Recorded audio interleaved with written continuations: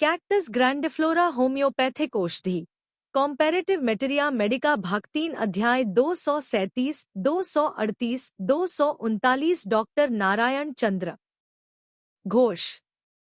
एक तरह का छोटा पौधा। इटली के डॉक्टर रुविनी ने इसकी सबसे पहले परीक्षा की थी। यह हृदपिंड और उसके अंतर्गत शिराओं पर ही अधिक क्रिया प्रकट करती है। It seems to have an action on the circular fibers of the muscular tissue of the heart, on all the muscular fibers alike hail endocarditis, हृदंतर्वेष्ट प्रदाह, पेरिकार्डाइटिस, हृदवेष्ट प्रदाह, न्यूरल्जिया, स्नायुशूल, आक्षेप और हृदपिंड की वृद्धि, हाइपरट्रॉफी ऑफ द हार्ट, कलेजा धड़कना, हृदपिंड का शोथ इत्यादि बीमारियों में भी इससे फायदा होता है। चरित्रगत लक्षण। हृदपिंड का वात। नया। 1. मृत्यु भय। रोगी समझता है कि उसकी बीमारी आराम नहीं हो सकती। आर्स। 2. फेफड़ा, हृदपिंड, नाक, पाकस्थली, सरलातंत्र, मूत्राशय इत्यादि से खून का स्राव, मिलिफो, फॉस। 3. ऐसा मालूम होना कि मानो समूचा शरीर एक पिंजड़े में फंसा हुआ है और पिंजड़े के सभी तार धीरे धीरे उसे जोर से दबा रहे हैं। 4. ऐसा मालूम होना कि मानो छाती एक भारी चीज से दबी हुई है, इस कारण कष्ट या लोहे की पट्टी से छाती कसी हुई है, जिससे हृदपिंड की स्वाभाविक क्रिया में बाधा पहुंच रही है। 5. ऐसा मालूम होना कि हृदपिंड कोई कसकर मुट्ठी में दबा लेता और फिर छोड़ देता है। 6. बहुत ज्यादा कलेजा धड़कना और हृदपिंड का बढ़ना। हृदपिंड की बीमारी। रोगी कहता है कि कोई बहुत वजनी और कड़ी चीज उसके हृदपिंड पर रखी हुई है। Constriction about the heart.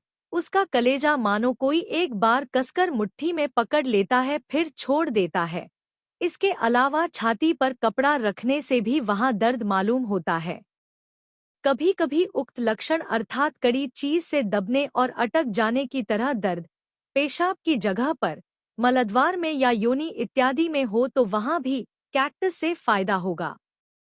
आयोडम में ऐसा मालूम होता है कि हृदपिंड को कोई हाथ से मसल रहा है। लिलियम में हृदपिंड को मानो कोई दबाता और फिर छोड़ देता है। लेकेसिस में नींद आने पर या नींद के बाद हृदपिंड की तकलीफ बढ़ जाने का लक्षण है।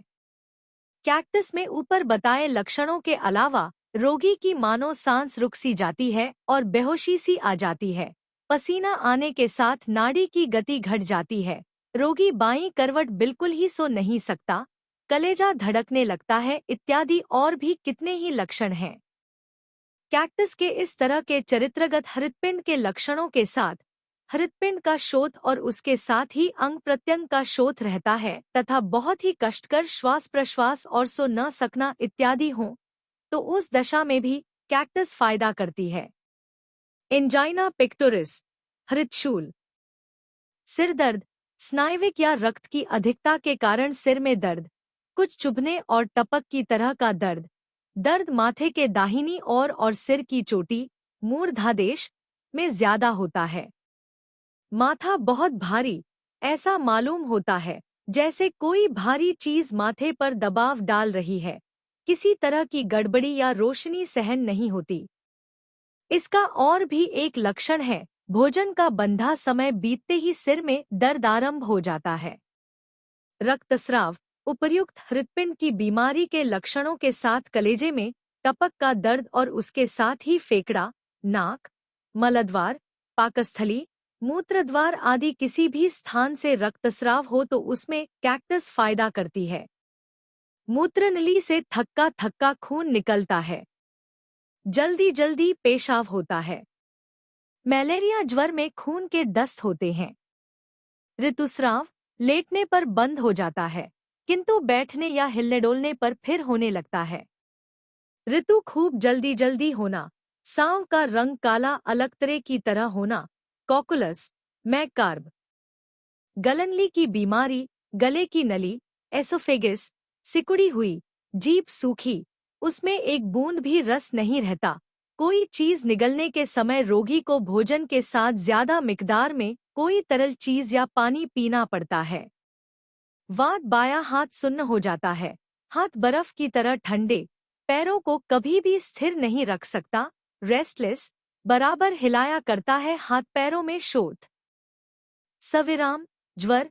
कैक्टस के ज्वर में एक आश्चर्यजनक विशेषता यह है कि ठीक दिन या रात के 11 बजे ज्वर आता है, और दिन के 11 बजे आता है तो रात के 11 बजे उतर जाता है, और रात के 11 बजे आता है तो दिन के 11 बजे छूट जाता है। इसके साथ ही ऊपर कहे हुए हृदपिंड के लक्षण और दम रुकने का भाव मौजूद हो तो कैक्टस और भी ज्यादा फायदा करती है। मलेरिया, ज्वर में ऊपर बताए हुए रक्तस्राव के लक्षणों के साथ रक्तस्राव होने पर कैक्टस से ज्यादा फायदा होता है। वृद्धि, ऊपर चढ़ने और टहलने से, बाई करवट सोने से, रात को। बाद की दवाएं, डिजी, लेके, नक्स, सल्फ। क्रियानाशक, एकोन, कैम्फर, चाइना। क्रिया का स्थितिकाल 7 से 10 दिन। क्रम 3 नेक्स से 30 शक्ति। Subscribe please.